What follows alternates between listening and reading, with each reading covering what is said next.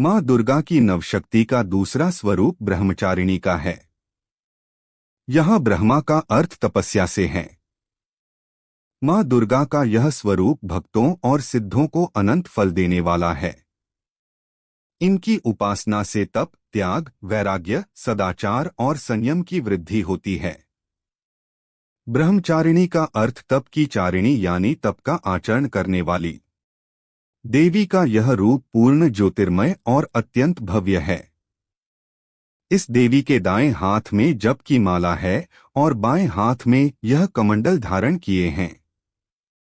पूर्वजन्म में इस देवी ने हिमालय के घर पुत्री रूप में जन्म लिया था और नारद जी के उपदेश से भगवान शंकर को पति रूप में प्राप्त करने के लिए घोर तपस्या की थी। इस कठिन तपस्या के कारण इन्हें तपश्चारिणी अर्थात ब्रह्मचारिणी नाम से अभिहित किया गया।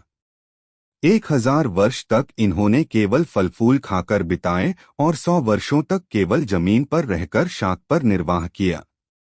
कुछ दिनों तक कठिन उपवास रखे और खुले आकाश के नीचे वर्षा और धूप के घोर कष्ट सहे। 3000 वर्षों तक टूटे हुए बिल्व पत्र खाए और भगवान शंकर की आराधना करती रहीं। इसके बाद तो उन्होंने सूखे बिल्व पत्र खाना भी छोड़ दिए। कई हजार वर्षों तक निर्जल और निराहार रहकर तपस्या करती रहीं।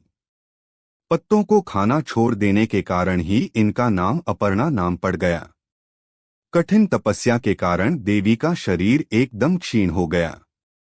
देवता, ऋषि, सिद्धगण, मुनि सभी ने ब्रह्मचारिणी की तपस्या को अभूतपूर्व पुण्य कृत्य बताया, सराहना की और कहा, हे देवी, आज तक किसी ने इस तरह की कठोर तपस्या नहीं की।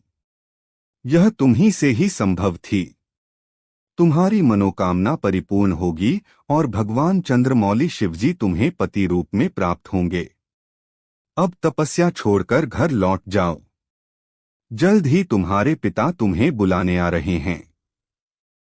इस देवी की कथा का सार यह है कि जीवन के कठिन संघर्षों में भी मन विचलित नहीं होना चाहिए। मां ब्रह्मचारिणी देवी की कृपा से सर्व सिद्धि प्राप्त होती है। दुर्गा पूजा के दूसरे दिन देवी के इसी स्वरूप की उपासना की जाती है।